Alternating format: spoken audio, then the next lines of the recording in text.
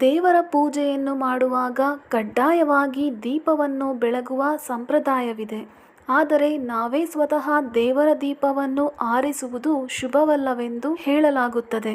ನಾವು ದೇವರಿಗೆ ಹಚ್ಚಿಟ್ಟ ದೀಪವನ್ನು ಬಾಯಿಯಲ್ಲಿ ಊದುವ ಮೂಲಕ ಯಾಕೆ ಆರಿಸಬಾರದು? ಆರಿಸಿದರೆ ಏನಾಗುವುದು ನೋಡೋಣ. ಭವಿಷ್ಯ ಪುರಾಣದಲ್ಲಿ ಶ್ರೀಕೃಷ್ಣನು ಯುಧಿಷ್ಠಿರನಿಗೆ ದೀಪದಾನ ಮಾಡುವುದರ ಪ್ರಯೋಜನ ಮತ್ತು ಮಹತ್ವದ ಕುರಿತು ಹೇಳಿದ್ದಾನೆ ಎಂದು ಹೇಳಲಾಗಿದೆ. ಶ್ರೀಕೃಷ್ಣ ಯುಧಿಷ್ಠಿರನಿಗೆ ನಾವು ದೀಪದಾನವನ್ನು ಹೇಗೆ ಮಾಡಬೇಕು ಎಂಬುದನ್ನು ಹೇಳಿದ್ದಾನೆ. ದೀಪಗಳು ಸ್ವತಃ ಆರುವುದಕ್ಕೂ ಮುನ್ನವೇ ನಂದಿಸುವುದು, ದೀಪಗಳನ್ನು ತೆಗೆಯುವುದು ಮತ್ತು ಕದಿಯುವುದು ತಪ್ಪೆಂದು ಹೇಳಿದ್ದಾನೆ. ಉರಿಯುತ್ತಿರುವ ದೀಪವನ್ನು ಎಂದಿಗೂ ಮಧ್ಯದಲ್ಲಿ ಆರಿಸಬಾರದು ಎಂದು ಹೇಳಿದ್ದಾನೆ. ಭವಿಷ್ಯ ಪುರಾಣದ ಪ್ರಕಾರ ದೀಪವನ್ನು ನಂದಿಸುವುದು ತುಂಬಾ ನಿದ್ರೆಗೆ ಜಾರುವ ಕ್ರಿಯೆ ಎಂದು ಶ್ರೀಕೃಷ್ಣ ಹೇಳಿದ್ದಾನೆ.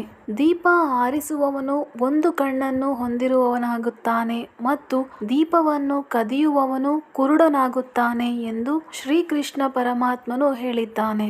ಧಾರ್ಮಿಕ ನಂಬಿಕೆಗಳ ಪ್ರಕಾರ ದೀಪವನ್ನು ನಂದಿಸುವುದು ಎಂದರೆ ಬೆಂಕಿಯನ್ನು ನಂದಿಸುವುದು ಎಂದರ್ಥ. ಬೆಂಕಿಯು ಶುದ್ಧತೆ ಮತ್ತು ಶುದ್ಧೀಕರಣದ ಸಂಕೇತವಾಗಿದೆ. ಆದ್ದರಿಂದ ಈ ತಪ್ಪನ್ನು ನಾವು ಮಾಡಬಾರದು. ದೀಪ ಹಚ್ಚಲು 3 ವಿಶೇಷ ನಿಯಮಗಳು. ದೀಪ ಹಚ್ಚುವ ಮೊದಲು ಸ್ನಾನ ಮಾಡಿ ಸ್ವಚ್ಛವಾದ ಬಟ್ಟೆಗಳನ್ನು ಧರಿಸಿ. ಪೂರ್ವ ಅಥವಾ ಉತ್ತರ ದಿಕ್ಕಿನಲ್ಲಿ ದೀಪ ಹಚ್ಚುವುದು ಯಾವಾಗಲೂ ಶುಭವೆಂದು ಪರಿಗಣಿಸಲಾಗುತ್ತದೆ.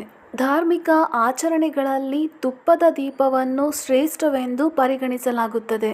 ಆದರೆ ಸಾಮಾನ್ಯ ಪೂಜೆಯಲ್ಲಿ ಎಳ್ಳು ಅಥವಾ ಸಾಸಿವೆ ಎಣ್ಣೆಯ ದೀಪವನ್ನು ಬೆಳಗಿಸುವುದು ಶುಭ. ದೀಪವನ್ನು ಮುಂಜಾನೆ ಬ್ರಹ್ಮ ಮುಹೂರ್ತದಲ್ಲಿ ಮತ್ತು ಸಂಜೆ ಸಮಯದಲ್ಲಿ ಹಚ್ಚುವುದು ಶುಭ.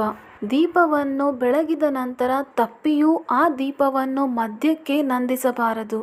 ದೀಪವನ್ನು ನಂದಿಸುವ ವಿಚಾರದಲ್ಲಿ ಇವುಗಳನ್ನು ಗಮನದಲ್ಲಿಟ್ಟುಕೊಳ್ಳಿ.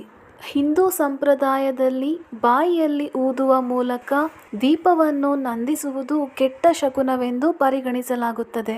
ಅದನ್ನು ಕರ್ಪೂರ ಅಥವಾ ಚಿಮುಟಗಳ ಸಹಾಯದಿಂದ ನಂದಿಸಬೇಕು. ಉರಿಯುತ್ತಿರುವ ದೀಪವನ್ನು ಕಾರಣವಿಲ್ಲದೆ ನಂದಿಸಬೇಡಿ.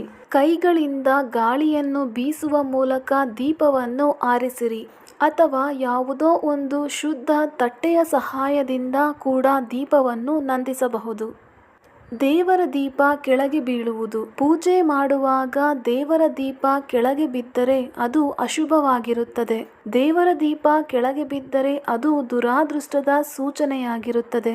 ಯಾವುದೋ ಒಬ್ಬ ವ್ಯಕ್ತಿಯ ಕೈಯಿಂದ ದೀಪ ಕೆಳಗೆ ಬಿದ್ದರೆ ಅದು ಆತನಿಗೆ ಅಥವಾ ಆತನ ಕುಟುಂಬಕ್ಕೆ ಎದುರಾಗುವ ಯಾವುದೋ ಅನಾಹುತದ ಕುರಿತು ಹೇಳುತ್ತದೆ. ದೇವರ ಪೂಜೆಯನ್ನು ಮಾಡುವ ಸಮಯದಲ್ಲಿ ದೀಪ ಕೆಳಗೆ ಬಿದ್ದರೆ ನಿಮ್ಮ ಮನಸ್ಸು ಪೂಜೆಯಲ್ಲಿ ಕೇಂದ್ರೀಕೃತವಾಗಿಲ್ಲ ಎಂಬುದಾಗಿದೆ. ಮನಸ್ಸು ಪೂಜೆಯ ಮೇಲಿಟ್ಟುಕೊಳ್ಳದೆ ಯಾವುದೇ ಪೂಜೆಯನ್ನು ಮಾಡಿದರೂ ಅದರಿಂದ ನಿಮಗೆ ಪ್ರಯೋಜನಗಳು ಅಥವಾ ಶುಭ ಫಲಗಳು ದೊರೆಯುವುದಿಲ್ಲ. Please like, share and subscribe my channel for more interesting videos. ಧನ್ಯವಾದಗಳು.